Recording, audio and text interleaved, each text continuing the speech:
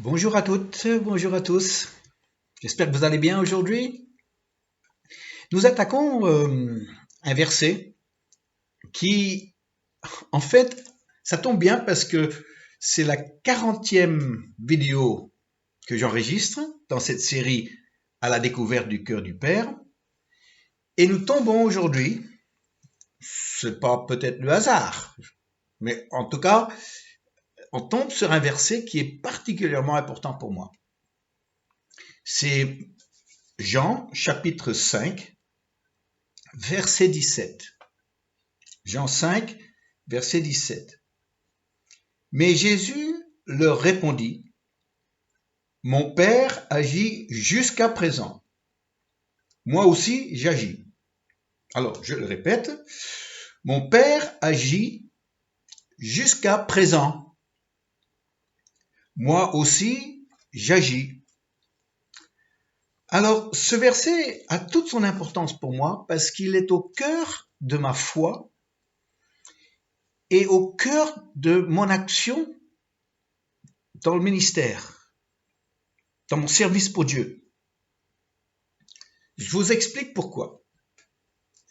La religion que je connais, je dirais même je connais bien, vu l'expérience que j'ai eue, la religion se porte soit sur le passé, soit sur l'avenir.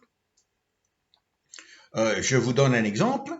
Dans le judaïsme, c'est le cas. C'est le cas. Le juif fête la Pâque, et la Pâque pour un juif, c'était de se retrouver en famille, et le père allait raconter de nouveau l'histoire pour commémorer la sortie du peuple d'Israël d'Égypte par Moïse, par la main puissante de Dieu, et la traversée de la mer Rouge. Alors, le juif, il connaissait bien l'histoire, mais qu'est-ce qu'il était heureux de l'entendre une nouvelle fois.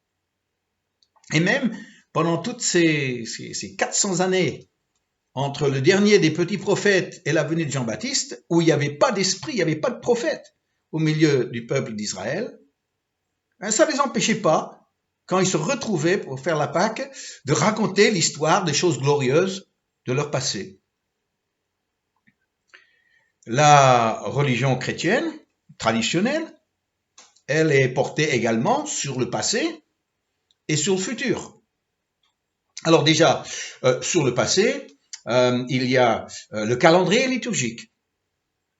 Alors, ça veut dire qu'on a des périodes de l'année qui reflètent globalement, pour la majorité, des événements bibliques, effectivement, que ce soit l'Ascension, que ce soit la Pentecôte, que ce soit la naissance de Jésus, que ce soit la résurrection. C'est des événements bibliques qui font partie de ce calendrier liturgique, et le but d'avoir ce calendrier liturgique qui revient chaque année, c'est de commémorer cet événement, ces événements importants dans la vie, dans la foi chrétienne. Alors, l'avenir, le futur, il y a une forte projection de ça aussi, parce que il y a cette notion que aujourd'hui c'est pénible, il y a une croix à porter, il y a des épreuves, peut-être Dieu nous punit, ça je mets ça entre guillemets, c'est pas moi qui le dis, mais un jour on sera au ciel et tout ira bien. Vous voyez. Donc c'est ce un jour tout ira bien au ciel. Alors le problème avec ça, c'est comme si on avait une photo de quelqu'un qui était décédé. Alors c'est vrai que avec la photo, on peut s'en rappeler. Et puis cette photo est une vraie représentation de la personne. Ça on ne discute pas. Sauf que la personne n'est pas là. Alors si vous avez un choix entre la photo et la présence de la personne, vous choisissez quoi? C'est évident, n'est-ce pas? Mais imaginez que vous avez la personne, la possibilité d'avoir la personne devant vous, mais que vous êtes plus attaché à la photo qu'à la personne. Et que la personne soit là ou bien pas là, ça n'a aucune importance parce que vous avez la photo. Alors c'est un peu ça, c'est un peu le problème. Alors dans les milieux pentecôtistes, charismatiques, donc je connais depuis début des années 70, effectivement, nous on fait pareil aussi souvent. Quand je dis nous, je m'y associe pas vraiment, honnêtement. Mais on l'entend beaucoup parce que on entend parler des réveils du passé. À un certain moment, moi, j'avais tous les livres sur tous les réveils pentecôtistes qui avaient eu lieu. Je me nourrissais du passé. Jusqu'au jour où le Saint-Esprit m'a dit, maintenant tu fermes tout ça, parce que c'est plus comme ça aujourd'hui. Il y a une autre réalité devant laquelle tu te retrouves. Ah. Mais c'est vrai que on est un peu nostalgique de ces grands mouvements de réveil que notre monde pentecôtiste est connu, ou bien le mouvement charismatique des années 60-70. Alors l'avenir, alors on raffole dans nos milieux, c'est le prophétique. Et quand on entend prophétique, c'est toujours des choses glorieuses qui vont se produire demain. Alors c'est jamais ce qui va se produire aujourd'hui, parce qu'aujourd'hui c'est pas très glorieux, vous voyez. Sauf que mais demain ce sera beaucoup mieux. Il y aura un réveil. Alors honnêtement, ça me fatigue un peu tout ça. Parce que depuis le temps qu'on en parle, on attend toujours ce fameux réveil, qui n'arrive jamais.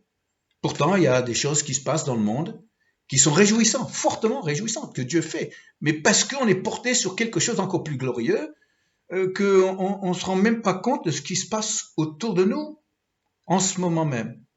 Je me souviens quand Denise et moi nous sommes arrivés, c'était je crois notre deuxième visite en France en 85, avec peut-être une intention de venir nous installer définitivement, mais c'était pas encore acquis.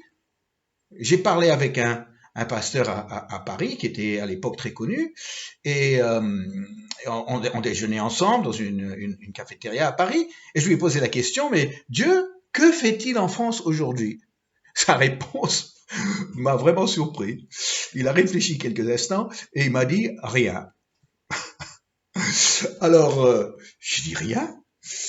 Oui, dans sa tête, c'était Dieu avait fait avec les réveils pentecôtistes en France dans les années 50. Un jour, Dieu refera un autre réveil en France, mais aujourd'hui, Dieu ne fait rien. Alors ça, c'est vraiment un problème pour moi. Parce que Jésus, il a dit, mon Père agit jusqu'à présent. Moi aussi, j'agis. Et si je suis fils, est-ce que je ne peux pas dire avec Jésus, mon Père agit jusqu'à présent, moi aussi j'agis. Vous comprenez pourquoi ce verset est important pour moi en tant que fils? Parce que ça me lie à une action de Dieu qui est présente. Comprenez que pour Dieu, le présent est très important. Jésus l'a dit à sa façon en disant à chaque jour suffit sa peine. Mais on a quelque chose d'assez surprenant qui s'est produit entre l'Ancien Testament et le Nouveau Testament. L'Ancien Testament, et c'était un des 10 commandements que Dieu a donné à Moïse, c'était tu garderas le sabbat comme jour saint. Et c'est vrai, le sabbat, pour le juif, est un jour saint où certaines lois imposent un comportement ce jour-là. Parfois, les chrétiens pensent que le Nouveau Testament, le sabbat, a été remplacé par le jour du Seigneur, le dimanche. Et c'est vrai que les premiers chrétiens se réunissaient le jour du Seigneur, qui était le premier jour de la semaine, parce qu'il y avait un lien avec la résurrection, le jour de la résurrection de Jésus. Mais le dimanche n'a pas remplacé le sabbat. Non. Le dimanche n'est pas devenu le jour saint, comme le sabbat l'était pour les Juifs. Non, parce que dans Hébreux 4, il est dit effectivement, Dieu a choisi un nouveau jour saint, et le jour saint qu'il a choisi, c'est aujourd'hui. Ah, Dieu est un Dieu d'aujourd'hui. Vous pouvez lire vous-même dans Hébreux chapitre 4. Donc le aujourd'hui de Dieu est très important Et si j'ai compris cette phrase de Jésus, mon Père agit jusqu'à présent, moi aussi j'agis, ça veut dire que tu es dans une logique de travailler avec Dieu maintenant. Tu ne travailles pas pour un Dieu qui est maintenant absent. Chose que l'institution peut facilement faire. L'institution qui s'est construite avec son histoire, avec ses personnalités, avec ses événements, et puis maintenant, c'est l'institution, à travers ses rites, à travers ses célébrations, son calendrier, ses actions, ils vont en fait travailler pour Dieu en fonction de ce que Dieu a fait par le passé. Mais aujourd'hui, nous ne sommes pas appelés à travailler pour Dieu. Nous sommes appelés à travailler avec Dieu. Ça change beaucoup de choses. Ça nous ramène dans l'actualité d'un Dieu qui agit maintenant.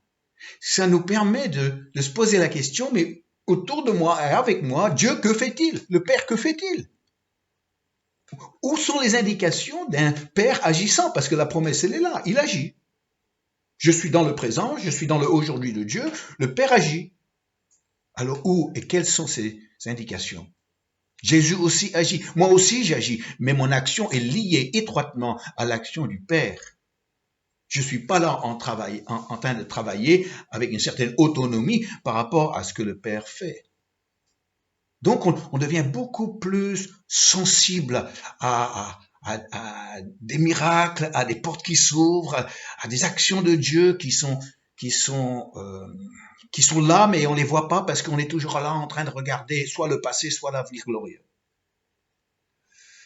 Oui, de vivre dans le aujourd'hui de Dieu, ça nous permet de comprendre que on ne peut pas juste se satisfaire de ce que Dieu a fait hier. J'étais dans une réunion, j'étais sur le point de prêcher dans une réunion dans le nord de la France, il y a quelques années de ça maintenant, et le meneur de la réunion, juste avant de me demander de monter sur l'estrade pour prêcher, il m'a dit, est-ce qu'il y a quelqu'un qui a un témoignage? Spontanément, je demande s'il y a quelqu'un qui a un témoignage. Alors ça, c'est toujours un peu dangereux, faire ça dans une réunion. Et bien sûr, il y a une personne qui a levé la main. C'est une petite dame d'un certain âge qui s'est levée, qui voulait donner un témoignage. Mais non, c'était beau de vouloir donner un témoignage de ce que Dieu avait fait dans sa vie. Elle a commencé, elle a dit, eh ben, Dieu s'est révélé à moi à l'âge de 20 ans. Je me suis dit, 20 ans? Mais ça remonte loin, ça.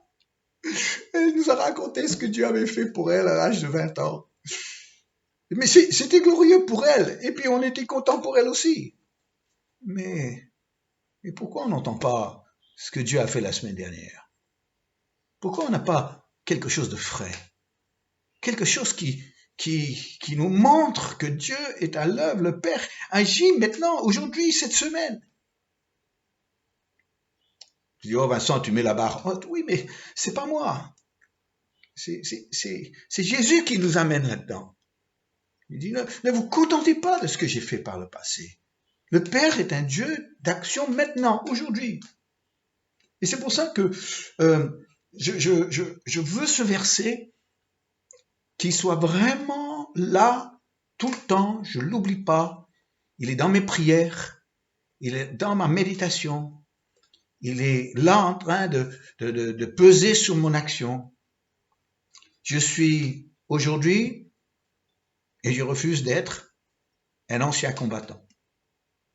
Vous savez, les anciens combattants, ils aiment parler de la guerre.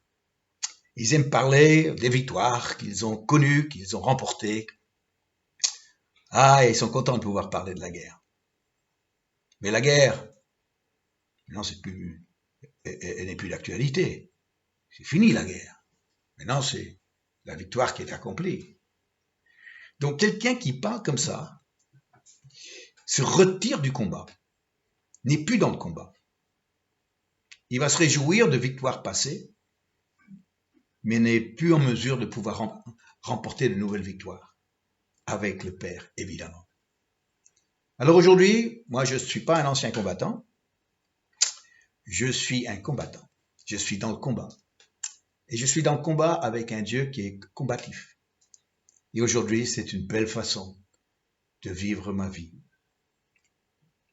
Je t'invite, cher ami, toi qui sembles t'intéresser à cette méditation sur le Père, je t'invite à ne pas être un ancien combattant, de ne pas être porté sur le passé, de ne pas que parler des choses glorieuses futures, mais de dire avec Jésus et de dire avec Vincent, mon Père agit jusqu'à présent, moi aussi, j'agis.